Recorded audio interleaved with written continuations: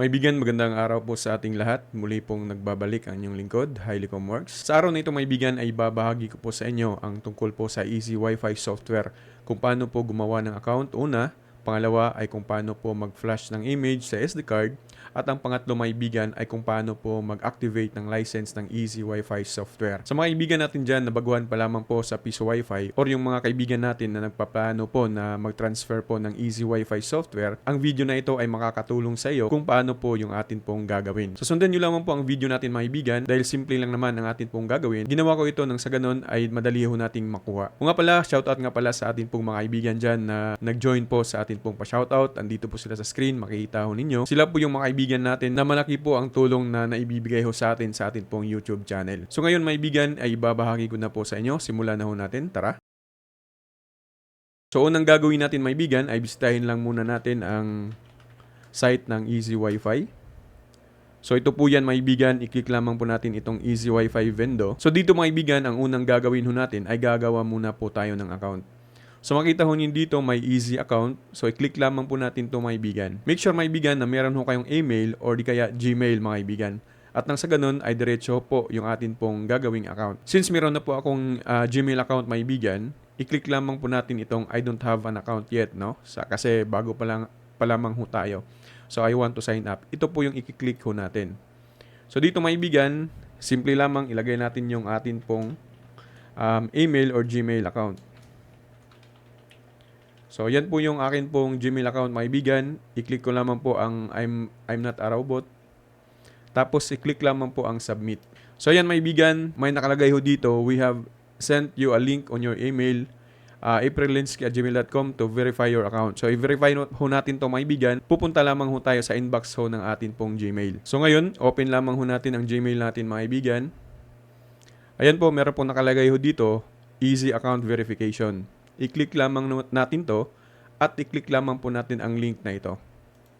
So pag-click ho natin ng link, mga kaibigan, maghihingi po yan ng password.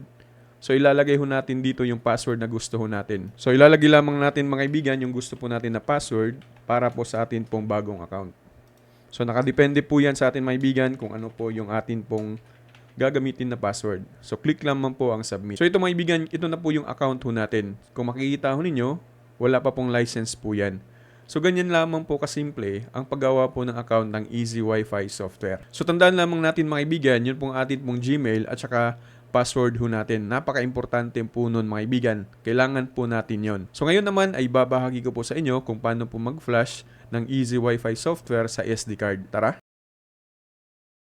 Ngayon, mga kaibigan, ay ida-download ho natin ang WinDisk 32. So ito po yung ginagamit ng Easy Wi-Fi software, mga kaibigan. So type nyo lamang po WinDisk 32. Dito ho natin kukunin yan sa search words. Click natin yan, mga kaibigan. May nakita ho kayo ditong download. I-click lamang po natin ang download. At hintayin lamang ho natin saglit. Your download will start shortly. Ayan. Ito na, mga kaibigan, na-download na po ang WinDisk 32. Win32 Disk Imager pala. Win32 Disk Imager. Baliktad pala yung sabi ko. Okay, so click natin to. Ayan. Atin pong i-install, mga kaibigan. Click lamang po natin ang yes. Tapos click lamang po natin ang accept the agreement. Tapos click lamang po natin ang next. Ayan, mga kaibigan, click ang next again. Tapos next. Lagyan natin yung create a desktop shortcut. Click natin ang next. Tapos install. Ayan, mga kaibigan, napakadali lamang po mag-install. So finish, click natin yung finish. Ayan, makikita natin yan at ito na po siya, mga kaibigan. So ito na po, mga kaibigan, ang Win32 Disk Imager. So pag na-download na ho natin ito at pag na-install na ho natin to sa laptop or computer ho natin, ang next ho natin na gagawin ay babalik ho tayo dun po sa site ng Easy Wi-Fi. So again, mga kaibigan, bisitahin ho natin ang site ng Easy Wi-Fi. Balik ho tayo sa site ng Easy Wi-Fi. Makikita ho nyo dito agad, yun pong mga images ho ng atin pong gagamitin sa atin pong board or piso Wi-Fi. So pwede po ito sa Raspberry Pi 3 3B, Raspberry Pi Pi 4, OP0 3, Orange Pi 1, Orange Pi PC, Orange Pi Pi 5, Orange Pi Pi 5. Pwede din to sa Raspberry Pi, mga kaibigan, at ito naman yung sa Vendo or remote coin slot ng Easy Wi-Fi. So halimbawa, yung gagamitin natin is Orange Pi 1. So ito mga kaibigan, Orange Pi 1, ito yung ida-download natin, itong bago mga kaibigan, yung new version, okay? So download lamang natin yan, click natin yan, tapos click lamang po natin ang download, tapos click lamang natin ang download anyway. Kung malakas po yung speed ng ating internet, ay madali lang po yan mga kaibigan. Hintayin lamang ho natin saglit. So ito na po mga kaibigan, na-download na ho natin. Puntahan lamang po natin ang folder sa download section. So ito mga kaibigan, makita ho niyo dito. So extract lamang natin to. Click right click, then extract to final. Ayan. So ayan mga kaibigan, extracting pa siya. Hintayin lamang ho natin saglit. So ito mga kaibigan, ito na po yung atin pong image file po ng atin pong Easy Wi-Fi.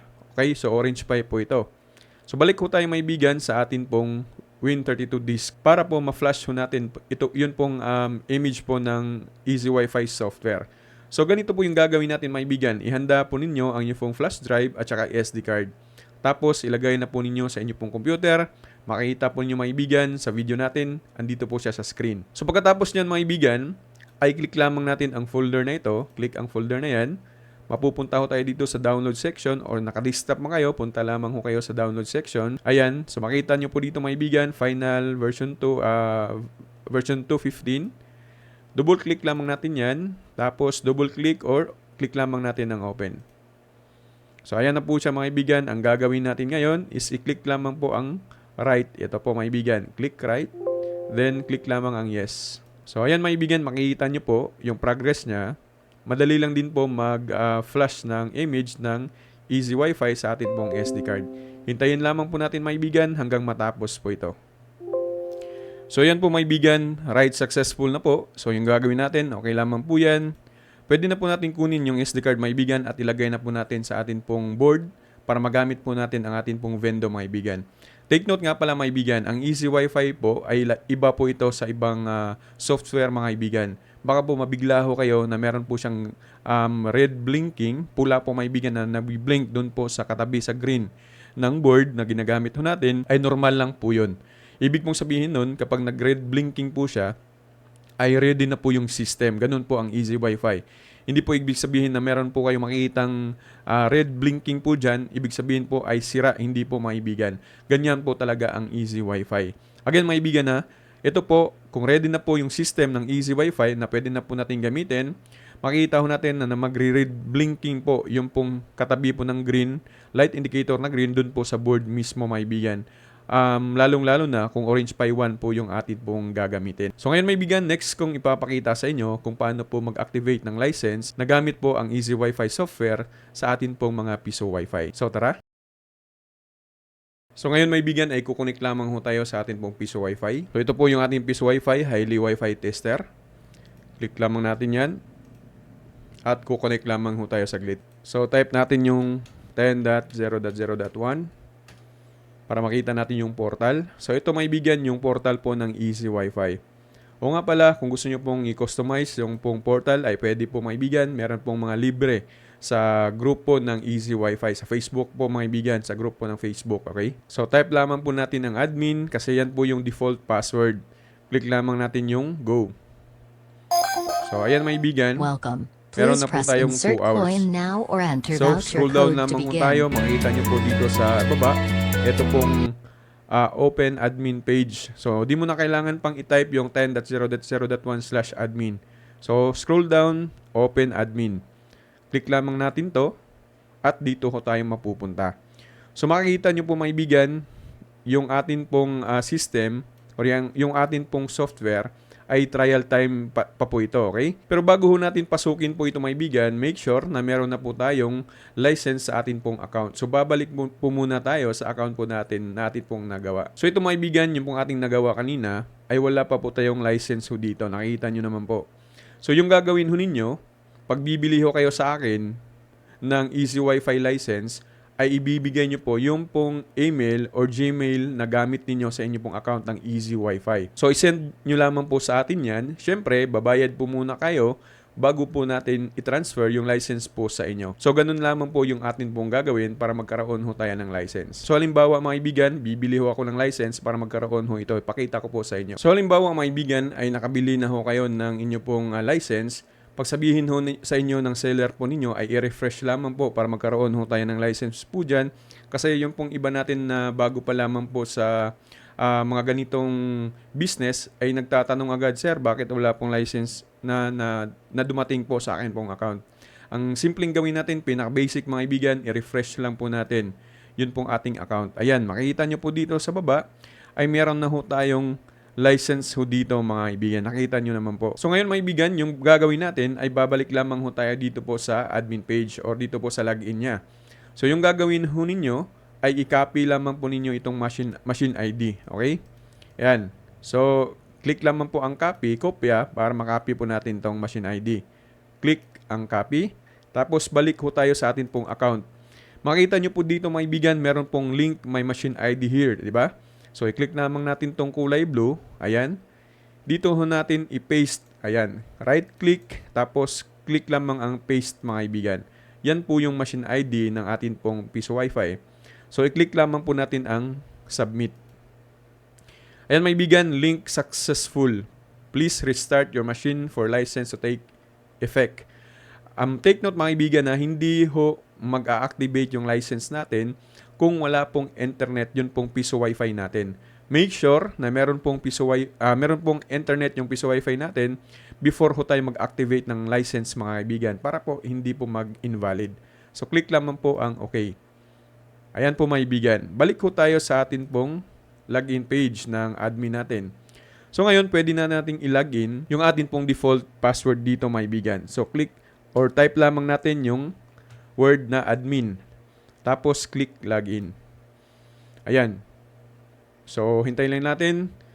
So, click natin tong license and activation para masiguro ho natin na meron na pong license yung atin pong vendor. Click natin yan. So, ayan mga kaibigan, CDK, ayan na po, naka-license na po yan. Kung hindi po naka-license sa inyo pong Piso Wi-Fi, ay ang nakalagay ho dito is trial time lamang po mga kaibigan. So, ang machine na ito ay licensed to ayan, sa account ho natin na nagawa po kanina. So, ibig sabihin, pwede na po natin gamitin ang atin pong mga Piso Wi-Fi. O nga pala maibigan, kung gusto nyo pong i-explore yun pong mga features ho dito, ay napakasimple at napakadali lamang pong intindihin. So, kayo na po ang bahala at meron po tayong video na separate po dyan na pwede ho nyong tingnan sa atin pong YouTube channel. So, ganun lamang po kasimple maibigan yun pong ating gagawin. Yung unang-una, yun pong paggawa ng account. Pangalawa, pag-flash po ng image sa SD card. At ang pangatlo, ay ang pag-activate po ng license ng Easy Wi-Fi software. O nga pala mga kaibigan, kung kayo po ay baguhan pa lamang po sa atin pong YouTube channel, huwag ho niyong kaligtaan na mag-like, mag-share ho ng ating video, mag-subscribe at pinaka-importante sa lahat na i-hit po ang atin pong notification bell para pa po sa susunod ng atin pong mga bagong video tutorial na i-upload. At o nga po pala mga kaibigan, meron ho tayong mga link sa baba ho na ating video. Yan po ay mga Piso Wi-Fi part. Kung gusto niyo pong bumili ng Piso Wi-Fi parts mga kaibigan, na mga legit stores na makikita natin sa Shopee, ay click lamang po ninyo yan. Bisitahin ho ninyo ang description ho natin or nasa comment section po natin mga kaibigan. Again and again, magandang araw po sa ating lahat and God bless us all.